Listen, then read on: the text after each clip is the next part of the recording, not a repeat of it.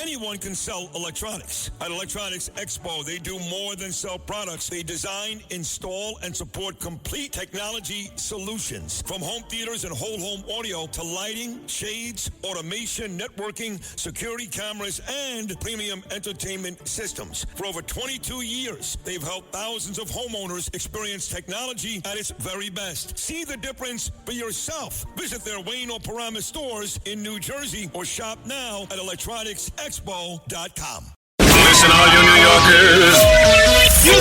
Taxi! Okay, we're looking around. This is the 77 WABC minicast.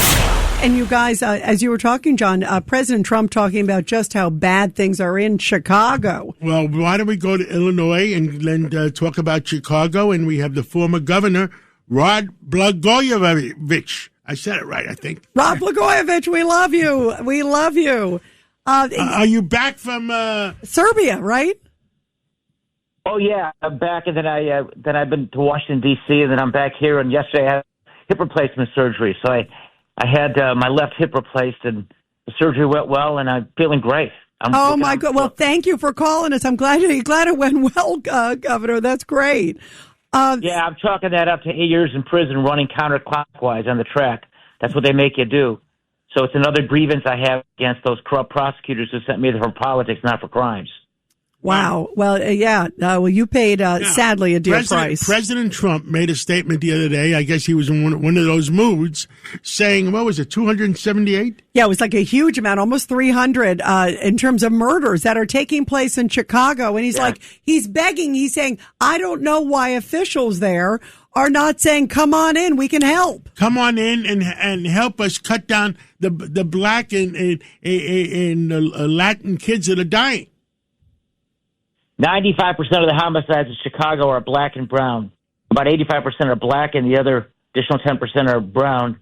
5% are the rest of the people who live in the city, which is a very diverse city. It's horrible. Think about the disproportionality of it. I think about the Black Lives Matter slogan and how we have a black mayor and we have a Democrat governor in Pritzker who pandered to the socialists, and they don't care about black lives, because if they did, they would accept President Trump's offer to help save black lives by more law enforcement in those neighborhoods. You know, gangbangers outnumber the cops by more than 10-1 in those neighborhoods.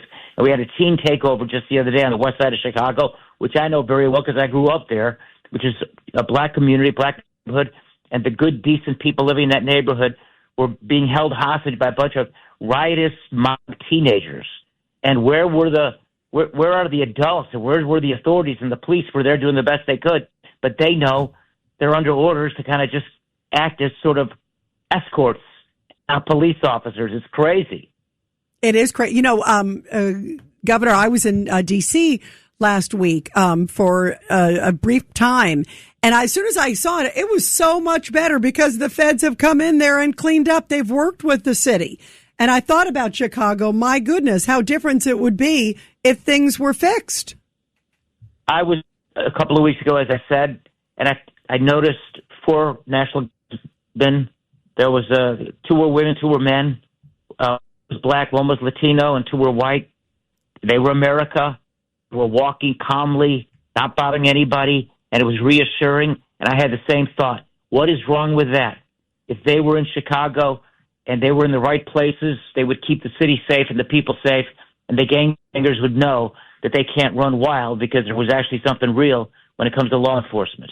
Yeah, Craig Eaton. Governor, this is a problem that's rampant throughout the country. I mean, I walk 4 blocks from my car to the studio on Tuesday afternoon every week. And every week I find more and more homeless people laying on the street. Some even are half naked now, which is even disturbing. But, you know, the crime here, the homelessness, it's disgusting. But the crime and the homelessness here and the mental illness here on the streets of New York City and all of these other cities, it's only going to get worse as socialism spreads further and further into the United States.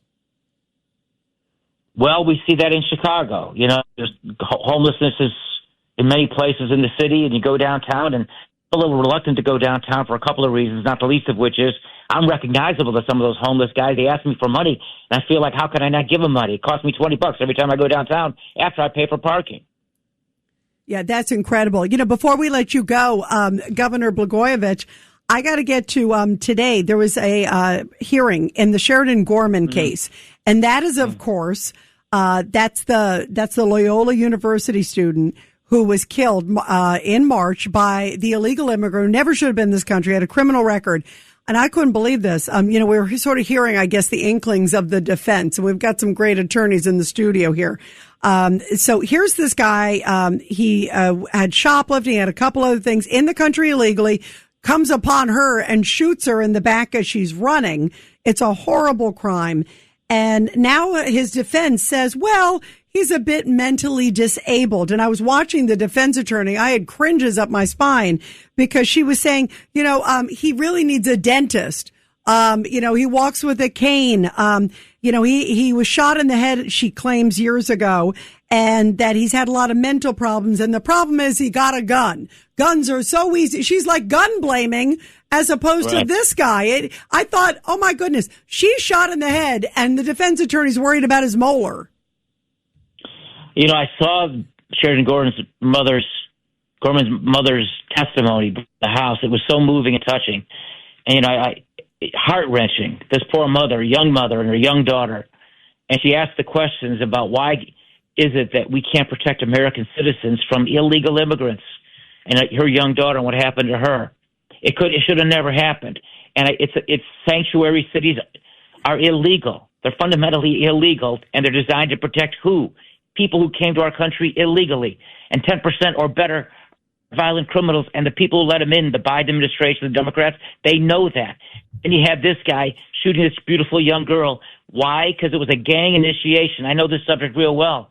With a bunch of these guys for 8 years. The gang initiation. And this is why the Democrats want to cover it up, because they know if more and more people knew that, the Democratic leaders like Pritzker and Johnson and others who allow this to happen will be held accountable. It is galling and it's sickening. Instead of asking, what can we do to stop these murders and make this community safe, instead they just play cover-up politics and point fingers and, always fall back on blaming Trump or something. It is. It is such disgusting Trump derangement syndrome, to your point. Governor, thank you very much. It's really great to have you here. Thank you so much. Thanks for having me. Thank you. I'm glad you're feeling well. I'm glad your surgery went well. Get ready, Staten Island. The Ferry Hawks are back at SIUH Community Park July 7th to the 12th for a 6-game series against the High Point Rockers. Wednesday, July 8th with first pitch at 6:30. It's Woo Wednesday in collaboration with the Wu-Tang Clan. The Ferry Hawks transform into the Shaolin Hawks. Thursday, July 9th, first pitch is at 6:30. It's Thirsty Thursday with $5 Bud and Bud Light drafts. Visit ferryhawks.com now to lock in your seats.